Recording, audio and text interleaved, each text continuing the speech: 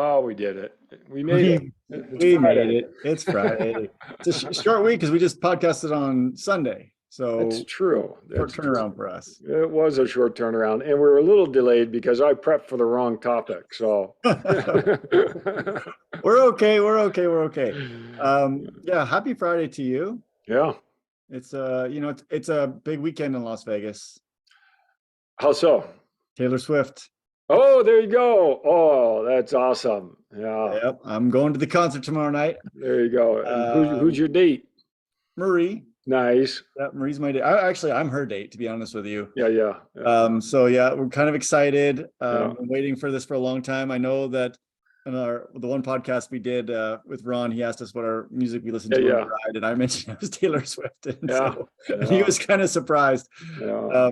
My students were talking about it, and they're like, "Oh, they can't believe you like Taylor Swift, Mr. Gerard." And I'm like, "What are you talking about? She's awesome. Yeah, she's very talented. Yeah, She's very talented." yeah. So that's tomorrow night. So I don't know though. Awesome. It's gonna be tough for me because I don't stay up past 9:30 or 10 o'clock. I know, I know. And she's got Right? a long song list for her 44 concert. songs. Yeah, right. And then I'm supposed to go ride my bike at 7 in the morning out of Corn Creek the next day. Oh boy. I'm gonna be late getting there. Yeah, yeah, but you'll be in a good spirit. That's I'll for be in sure. good spirits. I might not be able to hear anybody, but I'll be in good spirits. Well, I hope you have good seats where you can see down on the stage because I've seen some of the video of her stage theatrics. It looks pretty good. I think we're gonna bring binoculars too. Okay, yeah, I think yeah, that's gonna help. So yeah. And this is in Allegiant? it's at Allegiant, yeah. Okay, So good deal. yeah, I'm pretty excited. Yeah, that'll be fun. So not that's the priority this weekend. The triathlon training can take That's right. a little hiatus for one weekend. Mhm. I mean, I'm starting my pseudo taper for Oceanside anyways. Yeah, that's good. Yeah, yeah, we got a week away. Yeah, pseudo taper because you're nursing an injury. Yeah. Actually, we didn't talk about this off air, but I actually went into the doctor this week, got a X-rays, and actually got an MRI today. It's not healing, and I got to figure out what's going on. And Oh so boy. there's some theories. Hmm. So we'll figure it out. Yeah. It's only been bothering me for 18 months. So Yeah. Well, and that's so frustrating, and yet, no one would know that you're dealing with that. And I think that's I complained to everybody. What are you talking about? yeah, but you still got good spirits, you're still training, you're still doing things. And I think that's what's neat about the sport is that, okay, if you're struggling in one area because of an injury or what have you, Yeah. you still have other things you can be doing. And so that's Well, but sometimes I wonder if that's a problem too, right? Because Mhm. I was thinking about this. Riding my bike doesn't really bother my hip, Yeah. but does it? You know what I mean? Yeah, right. Even swimming, I was swimming last night, and my hip was bothering me from running earlier. Yeah. And it's like I wonder if actually swimming, because I think I've talked about I've been swimming a lot with fins. If swimming with fins is actually potentially making it worse. Yeah, right. And trying to put these pieces together because it should have been healed by now. Yeah, right. And maybe it's the fact that, hey, I am doing triathlon. If I was just a runner, Mm-hmm. I would have not Yeah. ran, and I would have not probably done anything other than just rehab. Yeah.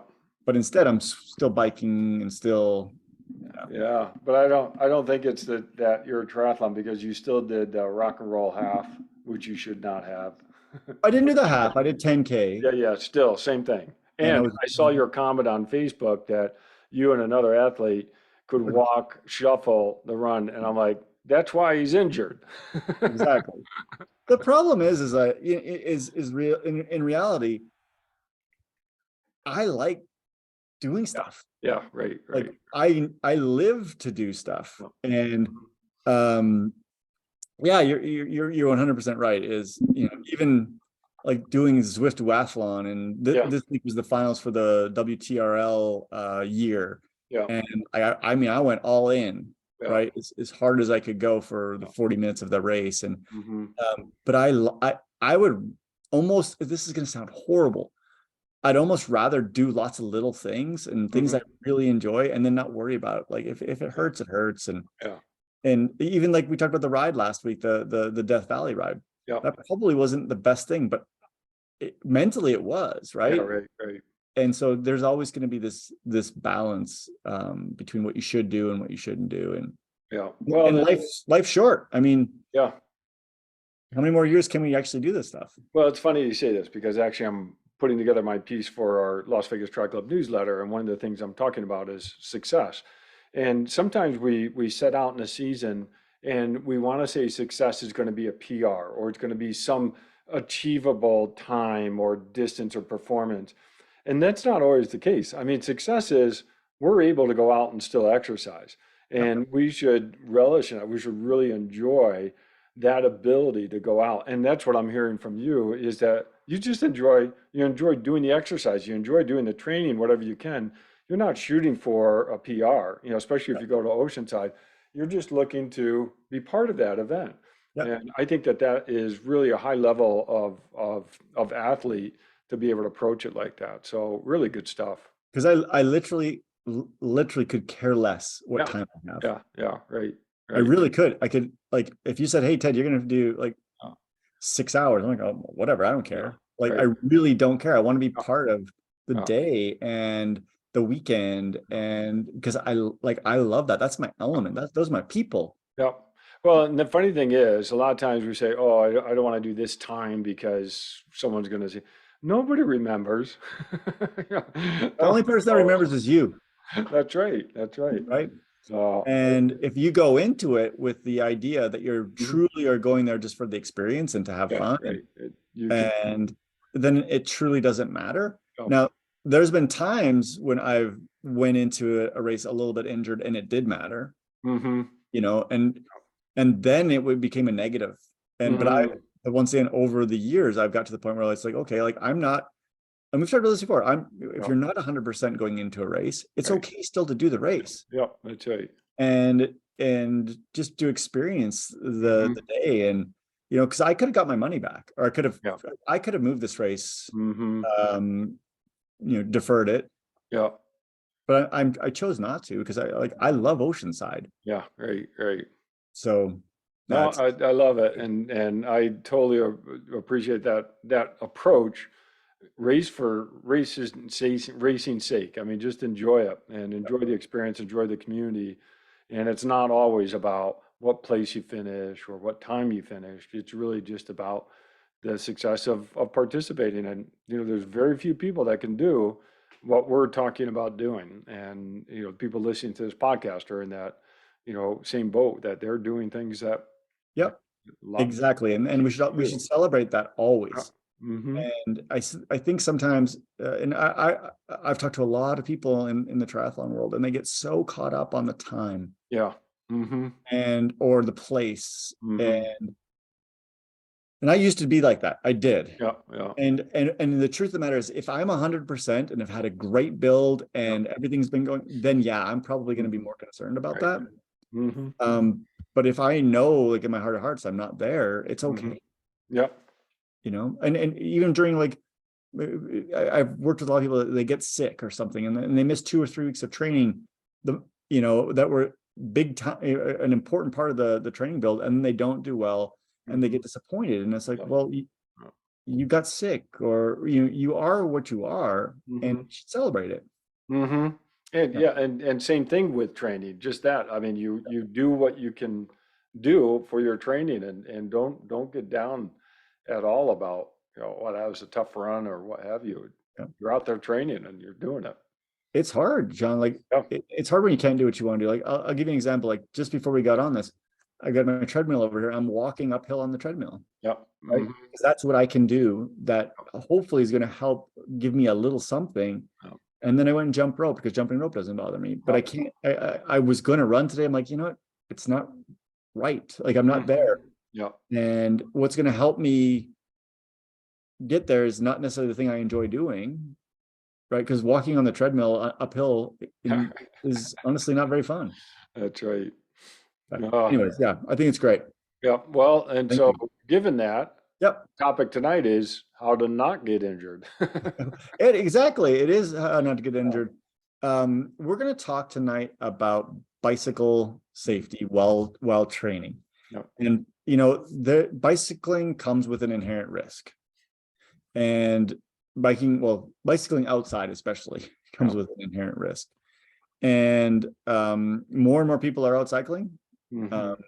And I think that, we've done something like this before, but the thing that I've come to the realization of is that no one's going to go back and listen to old podcasts, Exactly. probably, right? So even though we talked about helmets and things like that before, I think it's good to, especially as people are transitioning right now from maybe more indoor riding to outdoor riding, the time change that opens up a lot for people to maybe ride more. So I think that it's good that we talk about how you can be the safest you can possibly be while you're out,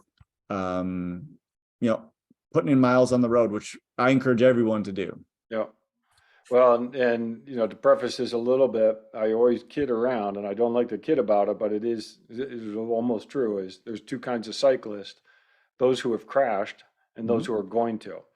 Yep. And I think that I put that out there sort of jokingly, but at the same time, it's important to know how to avoid risks or minimize risk as much as possible, Yep. because it can be a dangerous sport. I'll just tell you straight up, I've crashed twice Hmm. where I used my helmet. Yeah. Yeah, and you know what I mean by used my Yep. helmet. Like Hmm. it was the helmet hit the ground hard instead of my head. Yeah. Yeah. And so number one always is going to be wear a helmet while biking. Hmm. Is it the coolest thing? Maybe not. Sometimes in the summer can it actually be pretty hot.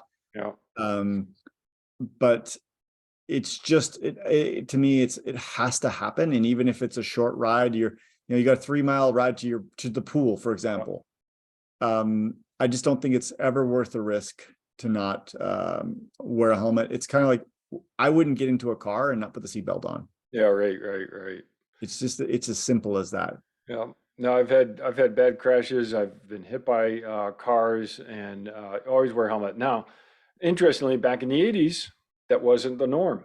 Yep. And back in the '80s, we did a lot of biking where we just wear the cycling cap.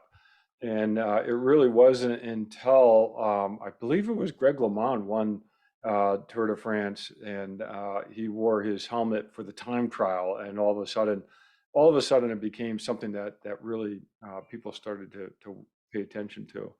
Yep. And so wearing a helmet all of a sudden became very common. And now it's very odd to see anyone not wear a helmet. In fact, the only time I see someone not wearing a helmet, it's usually someone who's picked up cycling again from when they biked back in the '80s, and they weren't wearing it back then.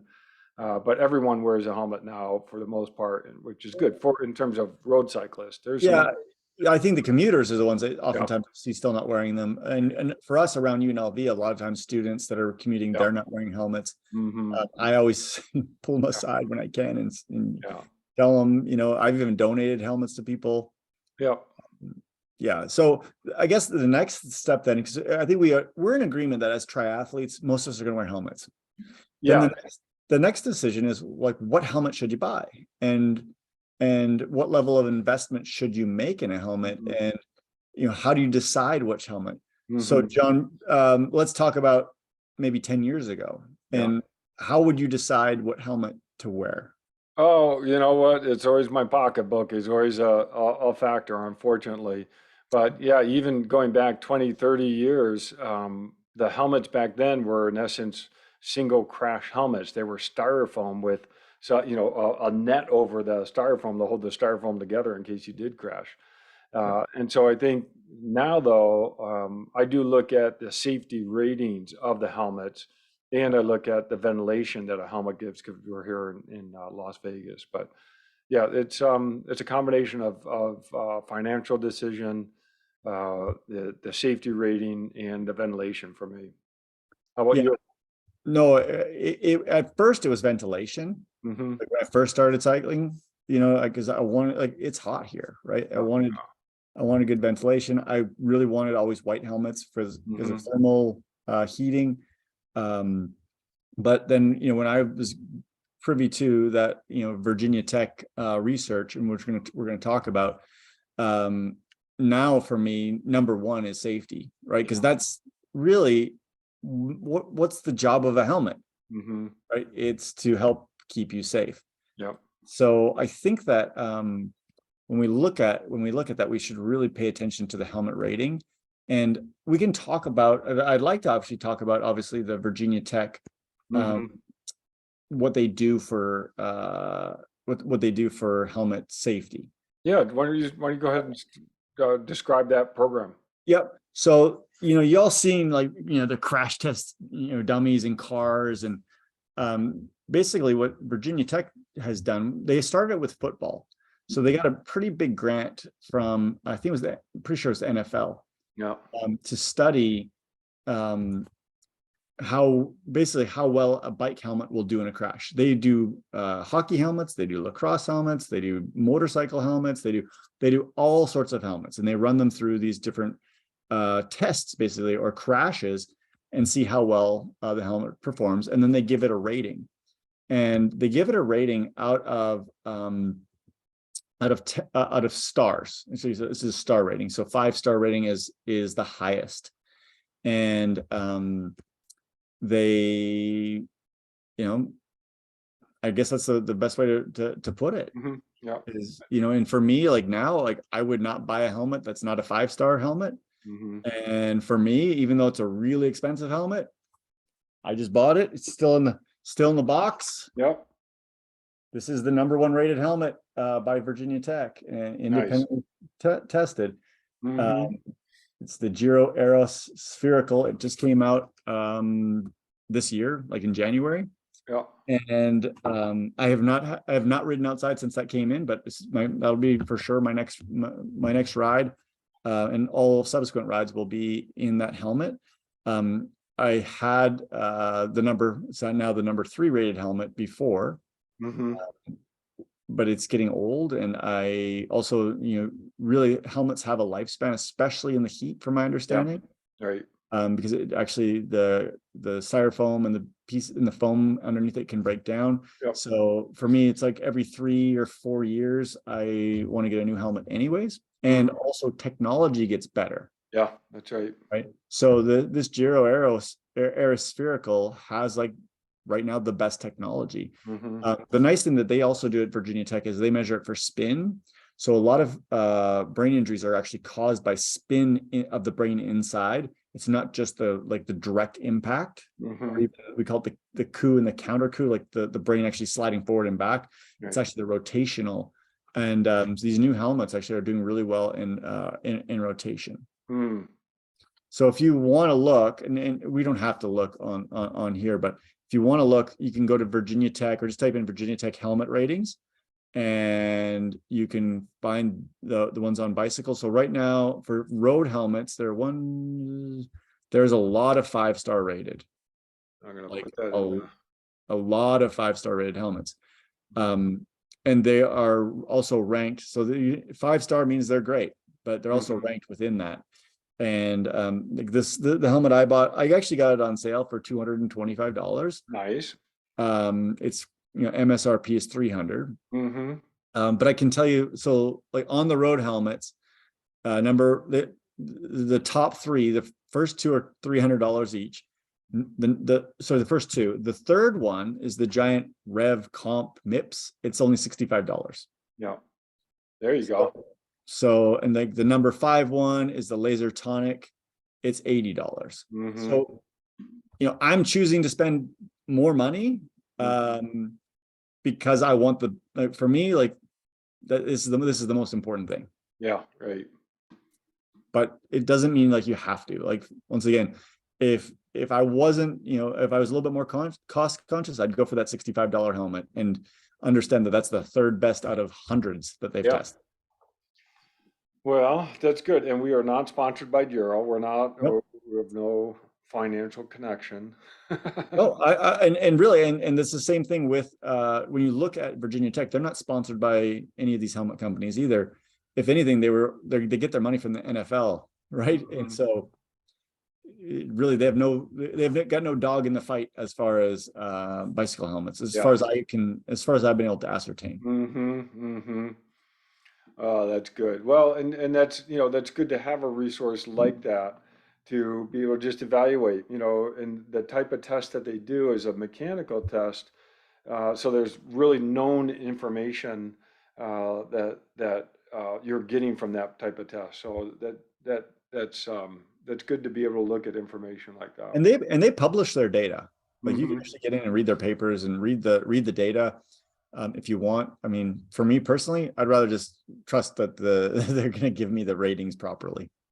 And the other thing is, once you have a helmet, and we were talking about this either last week or some Oh point, yeah, that's right. is fitting it correctly Yeah. and setting it up correctly. I get really worried when I see people and their chin straps are dangling down below their chin, or it's not sitting correctly on their head. It really does make a lot of difference in terms of just spending some time when you get a helmet to set it up correctly, or if you have one, make sure that it's comfortable and you've got the strap set up correctly. Yeah. It needs to be secure on your head. It can't be wobbling around. If you hit a bump Yeah. and the helmet moves, it's not set right.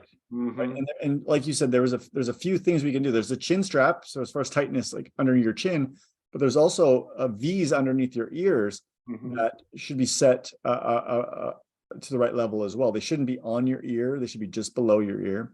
And then there's almost always a ratchet in the back as far as making it snug or tight. And then the other thing is sizing.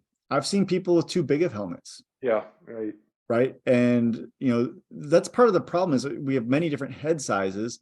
And these companies, there's usually only have small, medium, and large, and some only have a couple. Like I know in our time trial helmets that we wear, there's I think there's a small and a medium large, and there's only like Mm-hmm. two choices.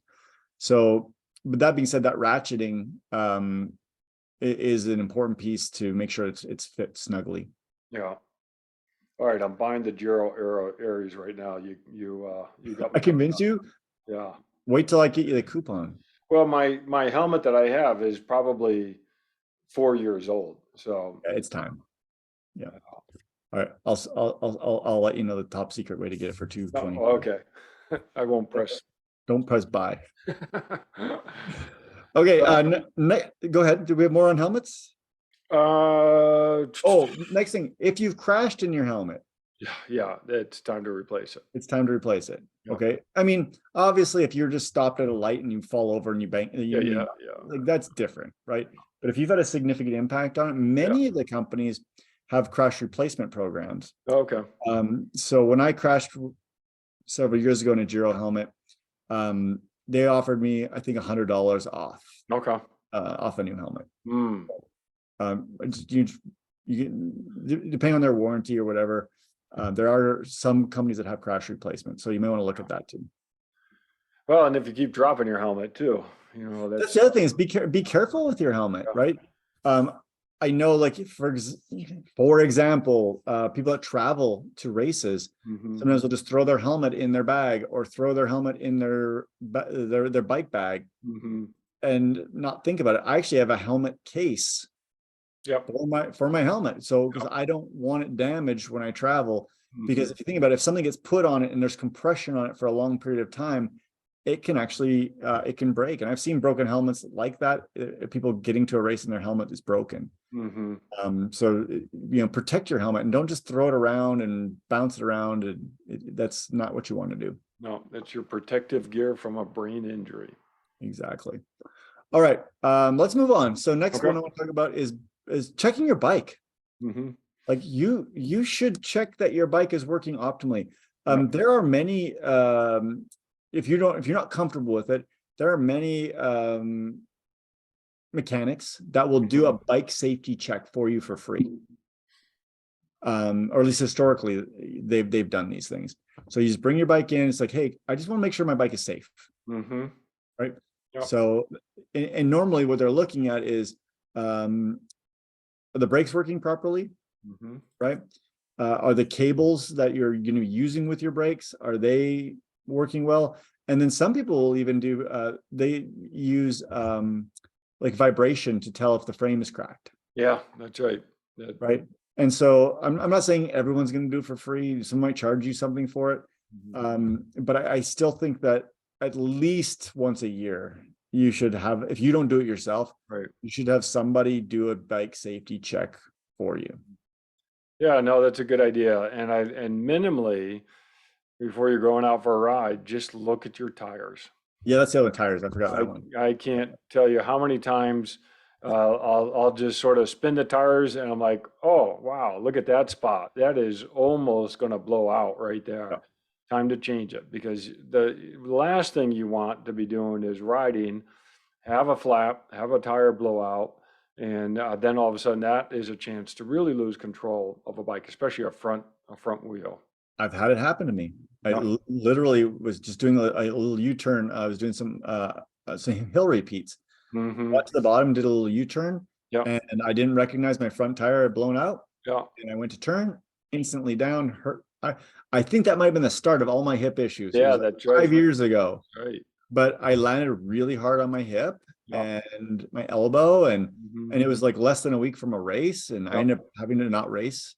And it Mm. was, and I'm not saying that it was because I didn't check my tires, but I didn't check my tires, I'm sure. Mm-hmm. And but yeah, like something as simple as a front wheel blowout. Yeah. So no, you're absolutely right. And how many times have you done this where you're like spin your tires through and you see something in the tire, Yeah. Right. That's right. right? Mhm. I've many times felt a little Yeah. piece of glass or a little something, and Yeah. it didn't cause a flat, Mm-hmm. but if I would have kept rolling on it, Yeah. it could have easily. So yeah, I think that's a good Mm-hmm. little tip to check your Yeah. tires. And then also, you and I are good at this because we've been around a long time. Is old tires need replaced. Oh, yeah. And you throw out the old ones. As much as I'm a pack rat, I have to throw out the old ones because you're never going to use them again. And they sit in the garage. They get dry anyhow, Yeah. especially in our area. They're just no good. So if the tread has worn out and you have any bare patches on it where you can start to see some of the threads within the tire, it's time to get rid of it. Yeah. Yeah. Agreed. All And right. for every race, if you really are racing, that's the time to pull out your race tires. Yeah. So I keep my race tires separate from my training tires. My training tires, I'll use a beefy tire to minimize the chance of flats from debris or what have you. But race tires are race tires, and I don't train on them. So I think that's changed a little bit. I think some people are doing more training on tires that they're racing on because they're tubeless and it's a little bit harder. Yeah. But I actually have a separate set of wheels with my race tires that I'll use. So I'm the same way. I don't train on my race wheels. mm-hmm. And so it makes your race tires last a little longer. But every Yep. big race, like if I'm trying to do something special that day, Mm-hmm. it's new. Yeah. When you think we talked about this before, it's new tires. It's for the $50, it's worth it for Mm-hmm. me. It's Yeah. like a little insurance policy. Well, now we've said this, I got to go pull my race wheels out from storage. So for Oh, Oceanside, I got to double check and see if everything's good or if I need to put new tires on. I agree. Yeah. All right. Next on my list was choose appropriate routes. Mm-hmm. There are safer places to ride Yep. and less safe places to ride. And if you don't know, talk to other people, Yeah. right? Or I even like using, Strava. If you're a premium person, you can look at their heat maps, Mm-hmm. and it tends to be the places that people ride the most are the Yeah. safest because Right. people inherently ride the safest places. Mm-hmm. Especially if you're doing like time trial Mm-hmm. practice where you're in the time trial position, which inherently is not very safe Mm-hmm. because you don't have your hands near your brakes, and your head is not necessarily in the best position to Mm-hmm. see a lot. Yeah. Make sure you're on a safe route, and the truth is that the safe routes can change over Mm-hmm. time. Yeah. We have some roads in Las Vegas that, in my opinion, used to be a lot safer than Mm-hmm. they are now, as traffic patterns change. Yeah. Right. But other roads that I thought weren't very safe and traffic patterns have changed, and they put a nice bike lane in, and it's gotten better, right? Mm-hmm. So just because you have this route that you do all the time doesn't necessarily mean it's the safest route. No, you're spot on. And Strava's a good tool to find other routes. You can see where other people are going. But at the end of the day, you do need to make your own call on the route itself. And I'm always looking for roads with a real generous bike path or Yep. bike lane. Yep. And I really after riding a route, even a couple of times, if I feel like it's just not enough space between me and the cars, I'll take that route off my list. And like you said, just keep evaluating. I do really favor the bike paths where we are off the road entirely. Yeah. We do have some great ones here, not enough. And so I end up riding the same route a lot, but I feel better on the path, at least for cars. But then you've got the whole other element of other people, dogs, It's the dogs other that's bikers. Yeah, and yeah. you gotta still be on watch. And like you said, evaluating. There's a route that I used to love doing. Biking down the Jean and Good Springs, and I don't do it anymore simply because that traffic flow got so much heavier, Yeah. and that route does not have a lot of shoulder on it. So I just got to a point where I'm like, I'm just not comfortable riding that. So I've taken that off my list of rides to do. Just let everybody know that John did take a 2-time Olympic gold medalist on that road. And I was just like, what are you thinking? We're taking a serious liability by bringing him on that road, but Yeah, okay. but you picked the route. Oh, no, you picked you were like, well, I want to go down to Jean. And I'm like, well, I can get us there. Yeah, right. That's true. I'm just But teasing you. at that point, I think that was a time where I was still riding that route. You were still riding there. It was, But it was, the last time I rode there, I said, this is my last time riding there. yeah. There was too many trucks, and Yeah. once again, it's a reevaluation. The other one for me, and this is one more of a local one, is 159, like the Yeah. Red Rock out to Blue Diamond. Mm-hmm. If you don't go really early, Mm-hmm.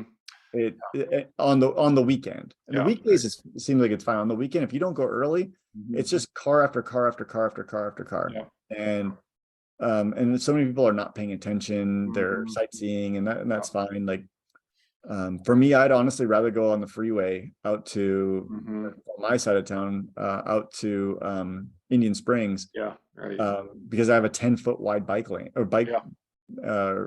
what's it called? Shoulder. Shoulder, yeah, right. Mm-hmm. So no, I think that's like finding routes is good. And if you travel, number one, if I travel, like I try and find a bike path. Yeah, right. Like that's that's a no-brainer if you're Mhm. traveling. And then once you become obviously more familiar with the area, then looking for roads that have got good, Mhm. and not just good bike lanes, but also good road quality, Yeah. right? I've been on some places with some nice wide bike paths and bike lanes, and the road quality is so bad that it could be dangerous as well, like hitting Mhm. potholes and hitting things, like it's not good. Well, and what I'm going to say is actually going to lead into our next one too. And when you are riding your route, you've got to really pay attention and follow the rules of the road. Absolutely.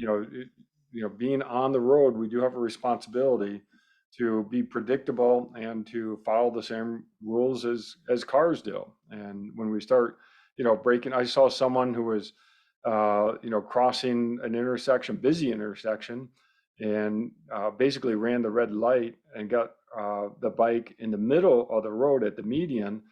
And now the other cars are trying to figure out, well, what is this biker doing? Am I slowing down? Now we're becoming a hazard. And so we really do need to not only choose the right route, but then also as we're riding that route, be responsible as a rider.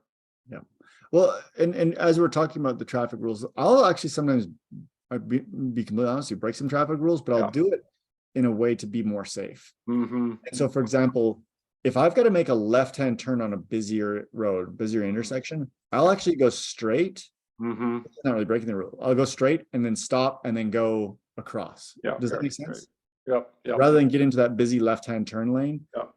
And left-hand turn lanes, even for people driving, are some of the most dangerous places you could be, right?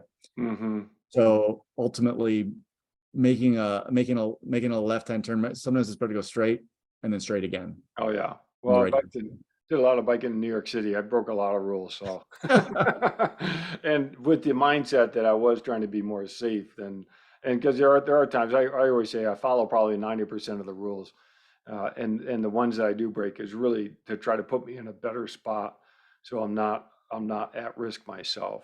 Yeah. And it's always, when I'm riding, like, it's a cost benefit analysis, right? What's the benefit? I'm going to save 20 seconds versus the cost is maybe I crash. Yeah, right? right. Or maybe someone runs into me. I'm Mhm. almost always going to take the cost Yeah. benefit of not being in that situation.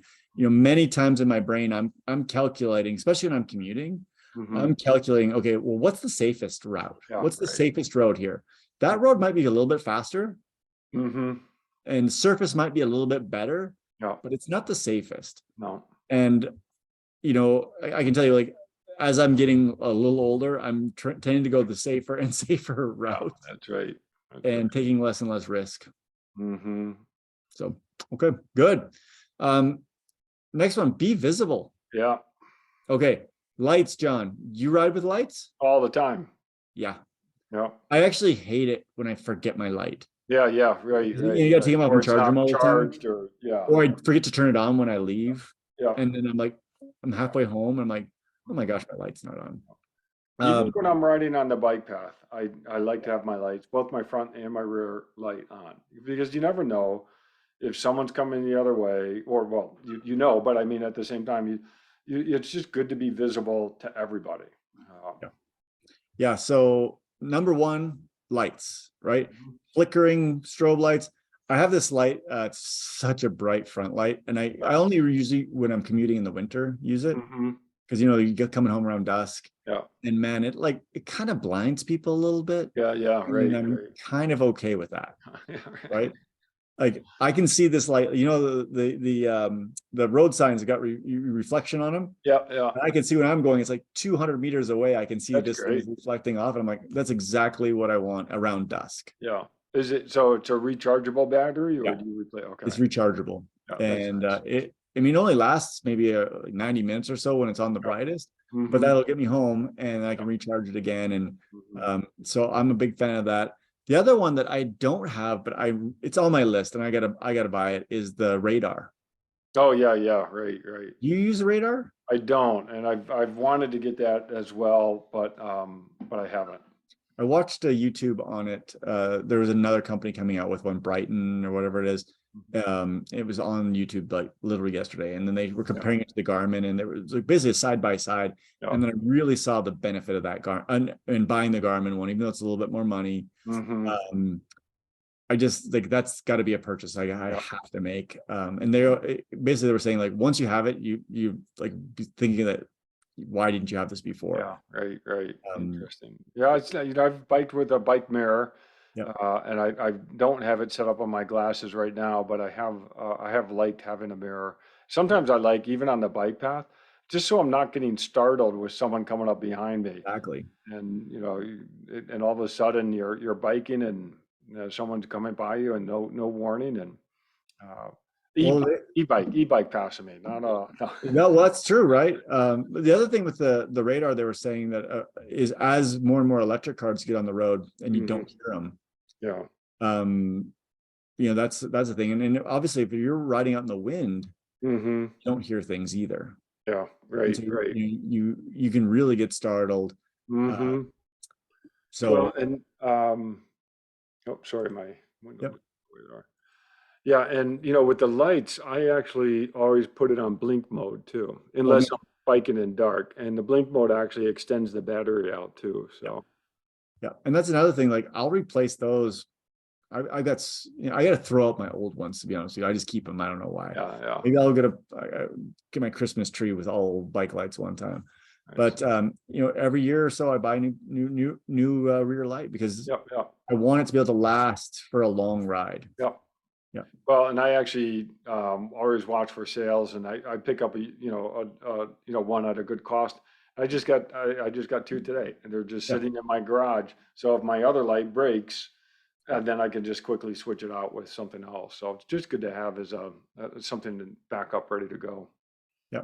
So bike lights, and I am going to buy the radar system. So There you go. All right. that is a for sure after I watch this video. I just haven't had a chance yet. So you buy a helmet, I'll buy a radar. All right. That sounds good. All right. Let's see. Okay. Where are we next? Oh, well, we already talked about this one, but So obey the traffic rules. you Yep. So we talked about that one. Next one is a good one. It's improve bike handling skills. know, So this is something that, especially as we've moved to this world of winter training indoors, and a lot of people are training no. indoors, there's still going to be times when you have to ride outdoors. Number one, racing. right? Mm-hmm. So you have to be somewhat skillful handling your bike. Mm-hmm. And you have, in my opinion, you have to practice, Yeah. right? You have to practice descending, and you have to practice turning, and being comfortable on your bike. Um, it's just, it takes time, and it Mm-hmm. actually takes effort. I was actually talking to somebody a few weeks ago, and they actually just took a motorcycle course. Yeah. And he said to me, he's like, that had helped my bicycling Yeah. Right. handling so much. Yeah. And he's like, I wish they had a course Mm-hmm. for bicycle handling. Yeah. Right. Right. He's like, that someone that actually knew what they were doing would come Mm-hmm. out and teach. Yeah. I don't know of one, Yeah. especially not for like people that, I think there's probably like learn how to bike courses Yeah. for people that never learned how to bike ride. But in my experiences, you just got to get out and ride outside. You do, and you got to do some different things. Yep. Always go watch Breaking Away. Have you seen Breaking Away? Nope. Oh, I actually no, I'm not. Sorry, I'm actually going to talk about another movie, American Flyers. That's the other great bike movie. And what he did in his, there's a few different bike skills, but one is being able to pick up something while riding from the ground. And what that does is it just it really makes you work on your balance of your bike. Now, obviously, you don't go do this at a high speed. You're doing this at a low speed, and and and really just sort of practicing being able to reach down and touch the ground. Oddly enough, if you get really good, then you can change different clothes. You can take your jacket off. You can take your arm warmers off, or what have you. But that is all you only do that if you really do have good bike handling skills, because otherwise you're crashing. So it I don't just have good bike handling skills on my time trial bike because I can't take my jacket off of my time trial bike. yeah. I don't have the skill. I really don't. On my road bike, I can do it. The geometry is different on a time trial bike, and they are more squirrely than a road bike, and so no, that is part of it is how the bike is built. But these are things that you can practice and get better at, or you say, okay, these are skills that I'm not going to do on this bike, Yep. especially your time trial bike. Yep. Yeah, But I can't ride no hands. Well, I guess I could if I really focused. I might be able to ride no hands on my yeah. time trial bike, but I just don't want to crash. Yeah, right, right, right. But being able to drink, being able to grab a water bottle, being able to empty your pockets out, those are all race situations, and those are all things that are good to practice. I saw someone posted a video of them practicing picking up a water bottle from someone on the bike. I'm like, that is fantastic, because Yep. don't save that for race day. Figure out how to do that, how much you need to slow down, how to grab the bottle from someone, how to put it into whatever cage that you have available. Agreed. Yep. All good stuff to practice. All right. Next one, ride defensively. I Yeah, like this one. So that's right. you really have to think of like, they used to have these defensive driving courses. Mm-hmm. I don't even know if they still have that for cars, but you almost have to assume, number one, that Yeah, no one sees you. yeah. Like assume that you're a ghost to everybody else. That's what I kind of think of. Like you can't just assume that a car is going to see you Mm-mm. or a pedestrian is Mm-hmm. going to see you. People crash into pedestrians all the time, Yep. right? Here in Vegas, especially. Here in Vegas, especially. You have to assume no one sees you. Mm-hmm. And the other thing is this is another little trick that I do is make yourself, if you're in a position where people need to see you, Mm-hmm. make yourself as big as possible. Yep. Right. So I always kind of stand up and Mm-hmm. kind of bring my arms as wide as possible Yeah. so people can potentially have a better way to see me. I mean, I got my lights on. I'm trying, I'm doing the things that I should be doing, but Yeah. that's part of my defensive riding. Mm-hmm. But I like the whole point of basically assuming people can't see you. Mm-hmm. Yeah, especially as I'm riding along the street and I see someone coming in at a cross street and they're going to make Oh a yeah. left or right turn. I do the same thing you do. I'll change position just as a way to catch their eye. So Yep. if I'm in there, I'll just pop up and hopefully that change in position sort of catches them and they're able to see me at that point. But no, that always on the lookout for any Yep. car coming in, even going through, green light. I'm still trying to Oh, be as always. careful as possible Yeah. going through that. Yeah. And I'll take it a step further, even with what you're saying about like changing position. I'll slow down. I don't Yeah, care. yeah, Right. right. If I see somebody coming out on out of like a driveway or something like that, and I'm not 100% sure they've seen me, Mm-hmm. I'm just gonna slow down because once again, me getting somewhere 10 seconds faster Mm-hmm. is not worth the getting hit because they didn't see me. And Yeah, the other thing you can kind of think of, like, imagine everyone in the road is texting somebody, yeah, that's right. right? Because when you look at they interview people that have hit people on bikes, and this was something I read a while ago, like the percentage of people that were just saying that I never saw them. Mm-hmm. You Yeah. know, I just never saw them. Yeah. I was changing the radio, I was texting, I Mm-hmm. was whatever the case may be. You just kind of got to assume that they're not paying attention. That's right. And Unfortunately. sometimes they underestimate how fast you're actually going. Oh, that's the other You know, one. they Yeah. may think that they can make that left turn crossing the street, and all of a sudden you're right on top of them. Yeah. And that actually happened to me one time. So it is, yeah. And you know, the other part I always think about is when you're coming into an intersection at a red light, you got to position yourself in a way that's very defensive, Yep. and it doesn't always mean you're in the correct lane, because sometimes you need to I'll actually stop even before the red light, because I see some people are going to make a right turn, some people are going to be going straight, and you got to figure out how to go straight without getting hit by the cars going turning right. So it really is, you know, paying attention and being as defensive as you can. Yep. All right. The next one on the list, I think maybe we could skip. Let's go to use appropriate gear. Okay. So I'm going to go to more as far as safety, as far as appropriate gear is color. Mm-hmm. So we talked about having a light, Yeah. especially like in low light situations. Like you can wear, John, I know you love to wear black. It's your Mm-hmm. thing. You're a cowboy, That's and right. but black at dusk and black at Yeah. dawn Not are good. really not good. No. In the middle of the day in Las Vegas, black is Mhm. perfect. People can see you, they can pick you out, no problem. But if you're going to be riding at dusk, wearing the brightest possible clothing that you can Mm-hmm. is, in my opinion, very, very important. Yeah. What's your thoughts on that? Yeah, the neon green is awesome. You know, even our tri kits Yep. or our colors for our kits are very bright.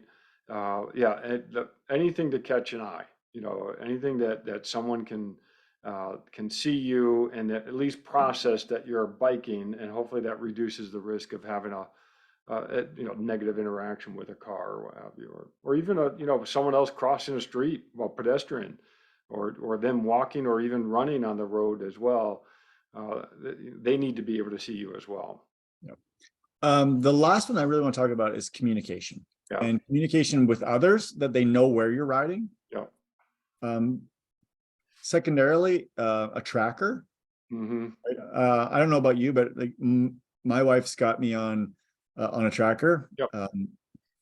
I can't go to some of the nightclubs I'd like to go to There anymore, you but go. Yeah, that's stalker. that's the way it is. Like, we got the Stalker app on. Yeah. I think that the trackers are great. Mhm. And it's interesting. Like, Marie will oftentimes, when I know, especially when she knows when I'm riding, she'll check in every now and then, make sure I'm still making progress. Yeah, great. And then on your bike computers, if you've got a bike computer, you can set it up so it has a crash alert, Mm-hmm.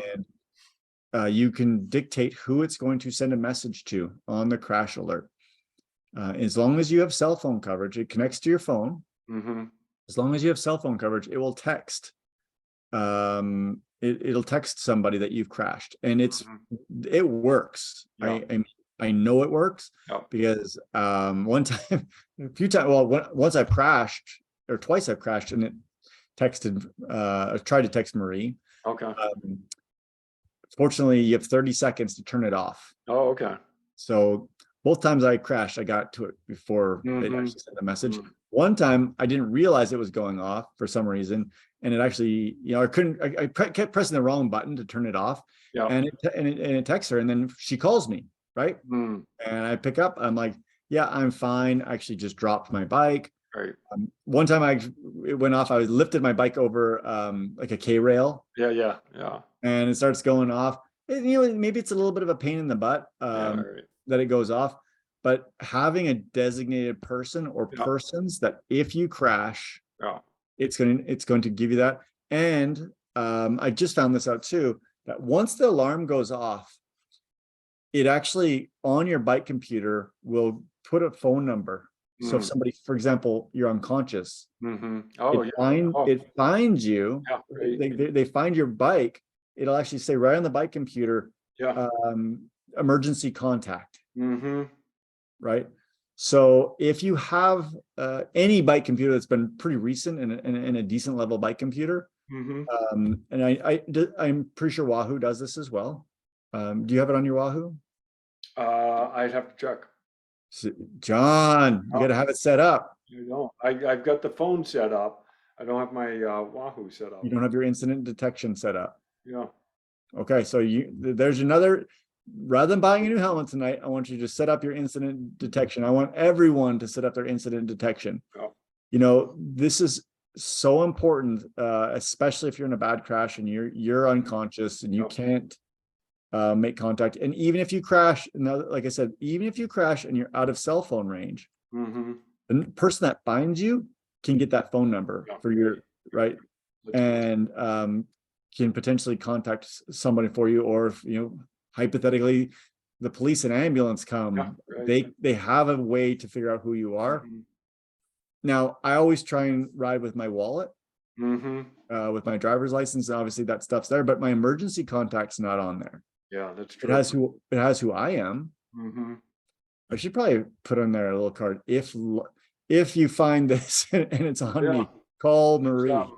What were the bracelets that were? Oh yeah, I'm drawing a blank on what they were called. They race ID. Race ID. Yeah, that's it. Yeah. Yeah. And then also the newer watches will also, you can set up the same thing. So if you're running and you collapse, and then even on the Strava app, if you happen to just use the Strava app instead, I know a lot of people, they just run with their phone or ride with their phone and they don't use a bike computer. The Strava app also has incident detection. So I think that's, the technology is there, that we have these abilities, and I think we need to take advantage of it. Got to use it. That's the problem is, and we're not always doing that. So all right, well, we covered a lot of stuff tonight. Yeah, I think we both picked up a few little tips. Yeah, I'm gonna get a helmet and I'm gonna set up my Wahoo incident detection, and I'm going to get a radar. There you go. Okay, and we're both going to check our tires. Yes, it's time to do that for both my race wheels and my training wheels. So exactly. All right, well, hey John, have a great weekend. We'll see you on Sunday out at the Corn Creek. Yep, I'll make my way over to that side of town. What time do you think you're going to get there? At 7? What time is that when people are starting? That's when the post was made, but I think people are going to be out there all morning. I just got a short. Yeah, I'm going to be out there all morning, but I'm just going to do a short ride, maybe 20-25 miles. But yeah, that's what I was thinking too. And I was just assuming you're just going to take your camper out there and stay the night. I need to. That's what I really should do. But I haven't practiced towing it yet with this. I got a pickup now, so I gotta set up the pickup for. Sounds like a perfect test ride. I know. That's right. Awesome. Maybe I'll do it. Well, we'll see you Sunday. I hope you have a great weekend. All right. Thanks. Bye.